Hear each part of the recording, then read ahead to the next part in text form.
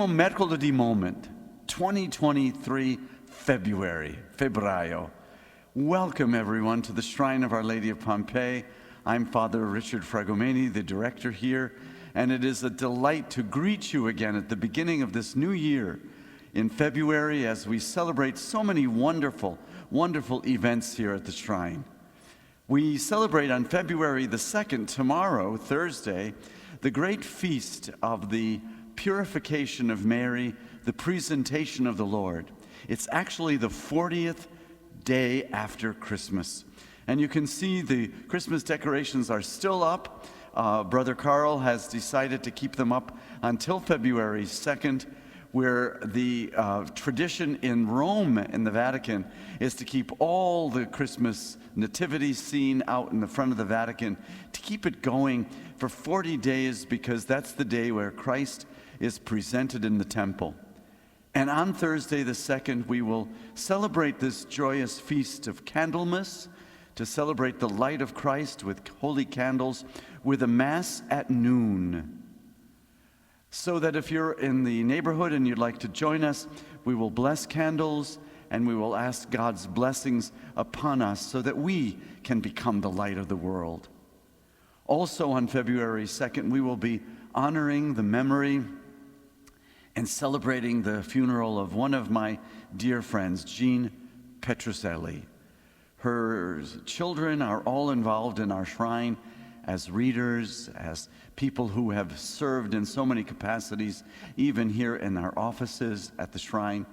We want to honor the Petroselli family, especially her husband Vito and her 4 children, as they will bury their mother on February the 2nd.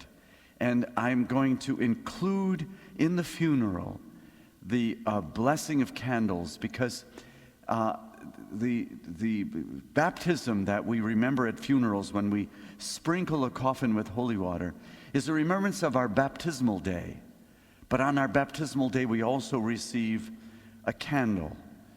As we celebrate Christ, who is the light of the world, on this 40th day after Christmas, we also celebrate that Jean Petroselli was also a light.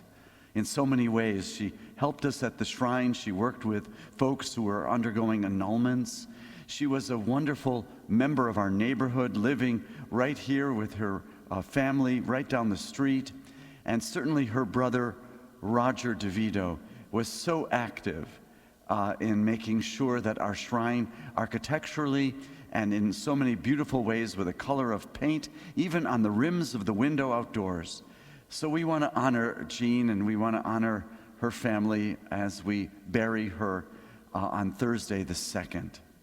And then Friday the 3rd is the feast of San Biagio, Saint Blaise. And these are the Saint Blaise candles that we will use to bless throats.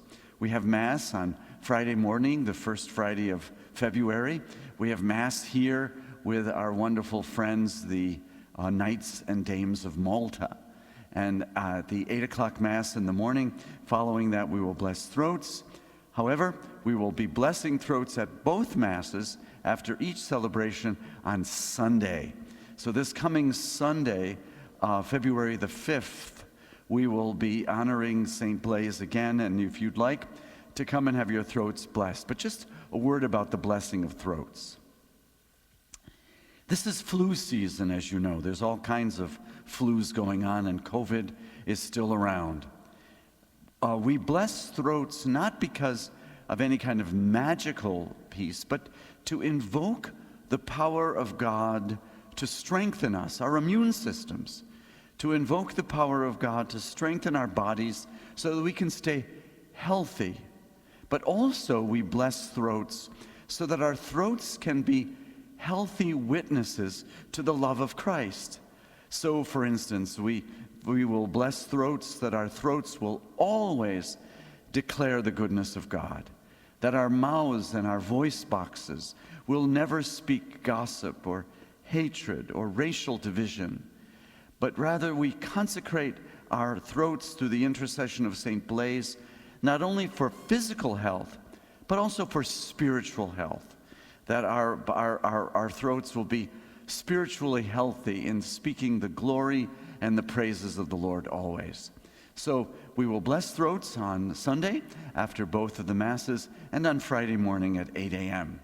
Now, we then continue with looking ahead into the month of March.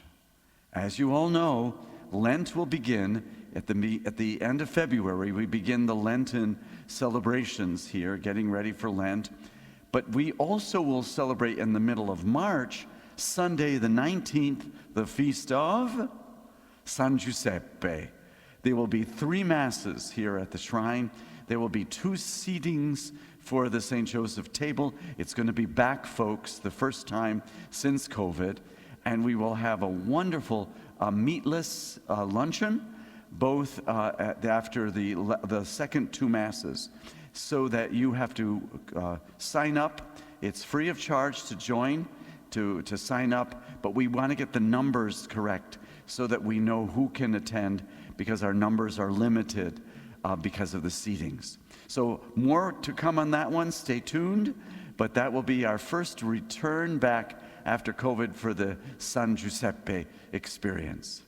And thinking about San Giuseppe, I have made St. Giuseppe my personal patron for our wonderful capital campaign. Our wonderful capital campaign that's right underway. And we're looking for donors to keep supporting this wonderful work with the great Stramalia match, so that when we finish by October 7th of this year, when we finish soliciting all the pledges, we hope that between $2.5 to $3 million we will have pledged, and Dominic Stramalia will offer the match of matching whatever we raised, as well as then doing the Stramalia bonus, so that if we raise $2.5 to $3 million, not only will he match it, but he'll give us another gift of $1 million. For what reason? 3 reasons. So that we can do the assembly hall in the basement of the school, put it up to make it a beautiful gathering place for our events. Secondly, to redo this wonderful church so that it becomes a jewel box again. And thirdly, we want to make sure that we have $2 to $3 million in our endowment to maintain the work that we're doing, to maintain our properties into the future. Because an endowment will allow us to continue the work of the shrine and to make sure that the investments we are making in the buildings will be taken care of in perpetuity. So, good news here at the Shrine of Our Lady of Pompeii, good news for the 40th day of Christmas, good news as we bless our throats so that they may speak the good news of Christ, and good news that our dear friend, Jean Petroselli, may rest in the peace of Christ, and that her heart and her soul and the souls of all of the faithfully departed through the mercy of God rest in peace. So, happy Febbraio, happy February, happy Primo Mercolidi Moment. Look forward to seeing you at the shrine real soon.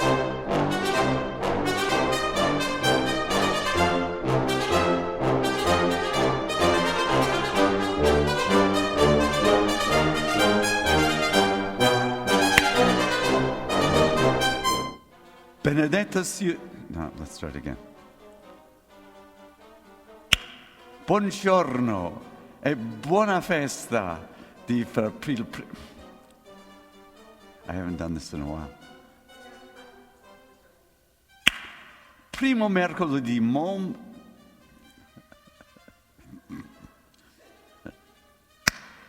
Primo Mercolidi Momento. This is the first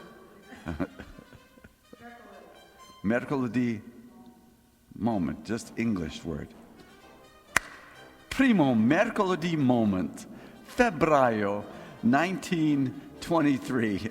Or is it 2023? Let's try again.